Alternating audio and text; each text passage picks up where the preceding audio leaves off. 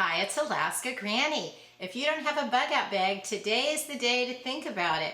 If we look at the news, we hear threats of volcanoes, earthquakes, tsunamis, forest fires, hurricanes. There's all kinds of reasons you may have to bug out. And to me, that means a temporary evacuation from your home. It doesn't mean you're going off to live in the wilderness forever, but sometimes it's not safe to stay in our homes and we need to leave for some reason. The best case scenario, if you had to leave your home, would be that you could go to a hotel or go stay with your friends in their home. Take the family, go to a campground. We probably do not want to go to an emergency shelter, but if we had to, I suppose we would. But the last case scenario would be head off with your bag on your back into the wilderness for the rest of your life. That's not my idea of what bugging out is or what I'm prepping for, but we do want to prepare for some emergencies. Prepping doesn't have to be expensive. You can start by looking around your home. You probably already have a lot of these things, but they're scattered hither and yon. Look through your closets. Do you have an old backpack? Any kind of a bag will do. It doesn't have to be any kind of special backpack. Any bag will do. Look through what your kids used to use or something you used to take to the gym. It doesn't even need to be a backpack, but some type of bag that you can zip it up and put things in it that they're going to stay together, that they're not going to spill out. If all you could get is a shopping bag, that would work, but you really want to find something that you can zipper it closed so that the things don't fall out if the bag tips over or gets set down. So find a container. Any kind of a backpack will do. Now we need to fill our bug out bag with some items that are going to help us in any situation. Start with some sort of a water bottle container. I like this one. It's stainless steel, and if I needed to actually be outside, you could heat water in a campfire. You just put this next to the coals. So that's something to think about, what kind of container you want and what kind of circumstances you might be in. Probably if we're going to a hotel or our friend's house, we just need to have a refillable water container. But should you be outside, it's something to think about. So you want to make your items as multi-purpose and useful as possible. So have a refillable water bottle container of some sort. We need to find our way, get some kind of a flashlight and the batteries that go with it. Make sure you have the correct size batteries. I started to put AA with this flashlight and then I checked and it needs AAA. So I put the correct extra batteries to go with my flashlight. Now let's think about protecting ourselves from the weather. Maybe you want to include an emergency poncho or put in an old jacket that you have so that you can stay warm and dry. Maybe you want to include an emergency blanket. These are those silver reflective, sometimes they call them space blankets. So if you're sitting outside, put this down on the ground so that you don't get wet, plus then it reflects back your body heat and can keep you warm. Another thing to include is a gigantic black plastic trash bag. Get the biggest, sturdiest bag you can find. I buy the contractor bags because they're absolutely the top quality bags. They're at least 4.5 feet long, and then I always include a few of the hair rubber bands that you buy them. Don't get regular rubber bands, get the hair rubber bands because these just don't break. You can use them to hold things together, fasten things around, tie things to a tree, whatever. And then if you have your gigantic black plastic bag, you could build some kind of a shelter if you needed to. You could use it for all kinds of different things. A big, gigantic black plastic bag is great for survival situations. It's great for picking up trash, but there's all kinds of different things that you can do with it. I'll put a link to a video I made on all the different ways you can use a black plastic bag, including making a poncho if you need to, and how to make different kinds of shelters, things like that. I'll put a link to that video.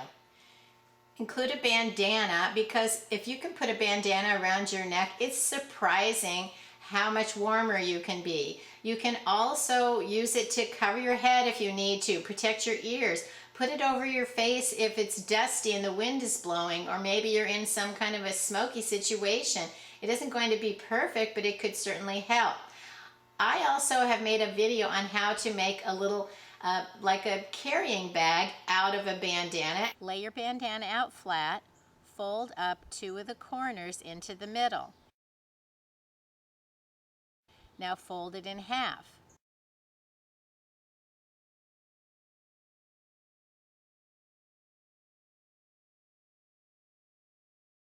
Now take the triangular side, fold it up,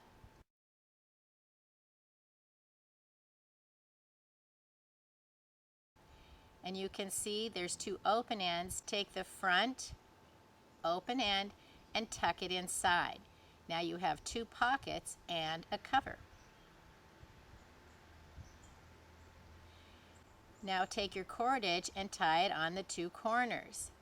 Hold the cordage behind your bandana, place your thumb in front. Now wrap it around 2 times going behind the cord. The 3rd wrap it in front of the cord, tuck over, fold over the edge of the bandana into the cordage, and now pull up the 2 loose ends into a nice sturdy knot.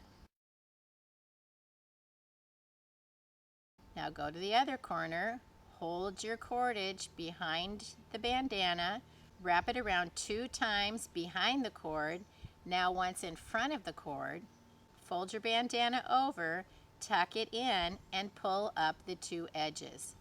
And there you go. Your bandana bag is complete. It actually has 2 separate pockets and a flap that goes over the front.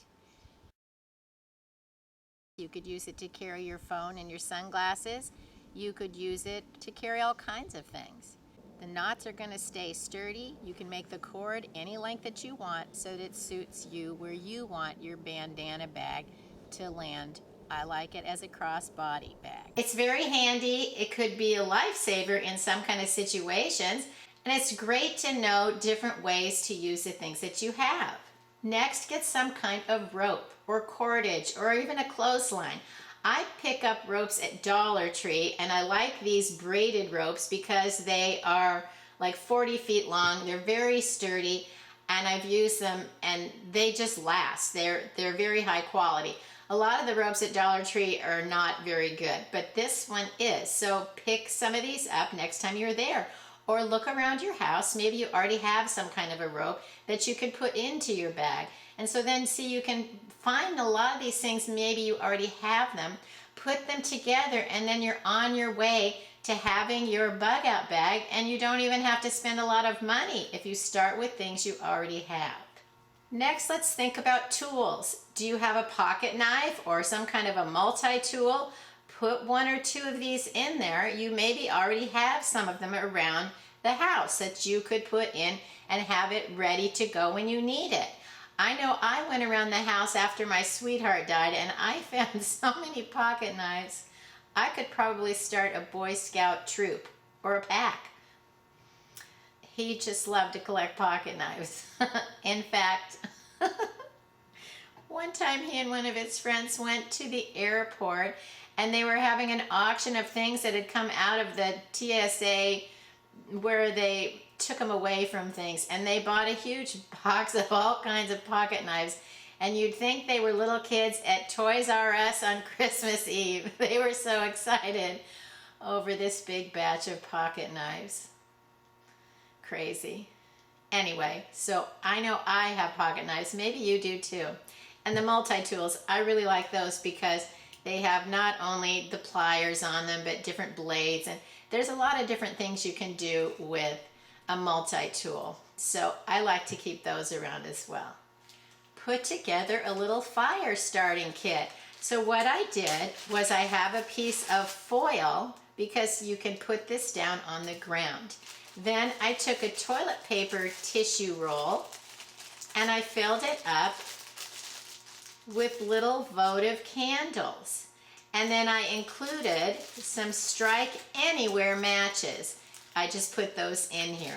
So then if you're say you need to make a little shelter, put down your foil. You put a candle on it. You light the candle, and it's amazing how it can reflect back at you as you're snuggling into your little shelter. It really does work. If you've ever been camping and you're freezing cold, it's surprising the heat you can get from a candle and a little bit of foil. But don't fall asleep while you're using it. You don't want to roll over and set your sleeping bag on fire. So do be careful. Then I just put all that together in a little Ziploc bag, and I have my candles, matches, the foil. Then if you needed to start a fire, you could just put the foil down in the campfire and then put the wood over it, and then the candle can start your tinder on fire, and it's a very simple way to get things going. Then the foil keeps the heat there, and especially if the ground is wet, plus it also keeps like the candle or any kind of fire starter from sinking down into the ground and getting wet or something. It keeps it right there together and helps get your fire going. Food is another thing to consider. You might want something just as simple as a can of chili. Make sure that you have a pop top, and then put in some of the utensils that maybe you've gotten from a takeaway meal, or even include a few granola bars, anything like that that you have that you can just grab and open and eat and doesn't require any preparation.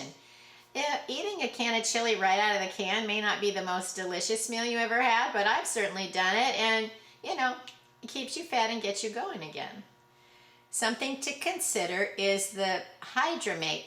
They're fluid multipliers. They're little powder packets, and you pour them into your water bottle, and it helps keep you hydrated. And in emergency situations, that could be something that is important to you. I've used these before, and if you're not feeling well, they're especially helpful.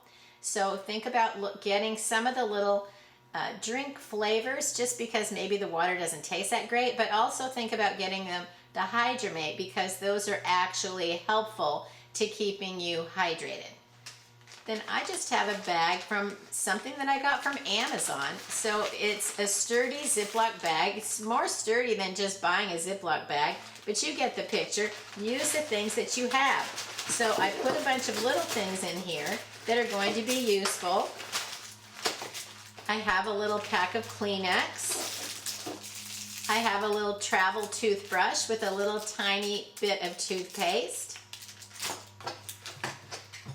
I have another pack of matches, and it might be good to keep them separated in case one pile gets wet or one pile gets dropped.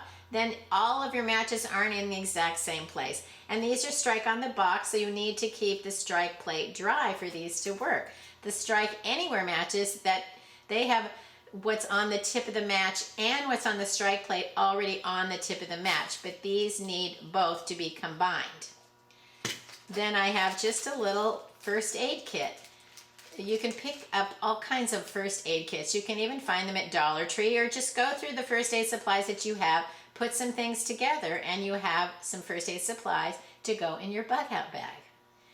I also am including a lighter. It's good to have multiple ways to start fires and provide light. And then something that I have that I've used when I've traveled are these pop-up towels.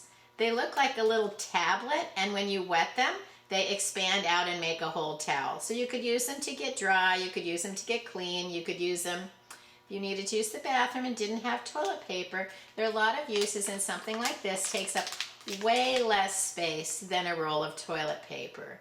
However, you do need some liquid, some of your water, to hydrate it so that it expands. I know when I was recently traveling in South America, I went into the restroom and I had one of these, and I pulled it out and I thought, what am I supposed to do now? Pee on it? I don't have my water bottle with me, and I'm not dipping it in the toilet. So it ended up, I was glad I had some other tissue in my pocket, because I was not able to utilize it. So yeah, plan ahead if you want to use these tablets for toilet tissue. So do you see how simple it is to get started? Don't think of it as I must have every single thing, and it must be state of the art, and it must be prepared today. And you can't do it all in one day, but you can start. Start with baby steps, little steps of prepping. And if you just start with a bag and you put some things in it and you think about what other items you might want, then you make a list, you make a priority to include those things. There are hundreds of things you could include in your bug out bag, but you want to, number one, think about multiple use items, and number two, is it really necessary? Because you can end up putting so much in your bug out bag because you think, oh, I would like to have that. Oh, I would like to have that. And pretty soon your bag weighs 60 pounds and you couldn't go anywhere with it. You would need a wagon to take it with you. So you want to keep it reasonable. And remember, you're not heading out for the rest of your life. You're just trying to get through maybe 1 day, 2 days, 3 days. That's why sometimes they call them your 72-hour kit. So think about the things you actually need that you couldn't live without, and a few comfort items. And that's what you want to do to get started with your bug out bag, and then put it together in a place that you could grab and go if you needed to. And remember, don't stay behind in an emergency because of the things in your home. You can always get more things. The whole point of preparing and evacuating is to preserve your life, because you can't get another life, but you can always get more things. Let us know in the comments below, what are some other items you think we should put in our bug out bag? Probably some cash, because this isn't everything, and if you can put in some small bills, then you can at least buy some more things along the way if you need to. I hope you'll like my video, share it, and please subscribe to the Alaska Granny channel.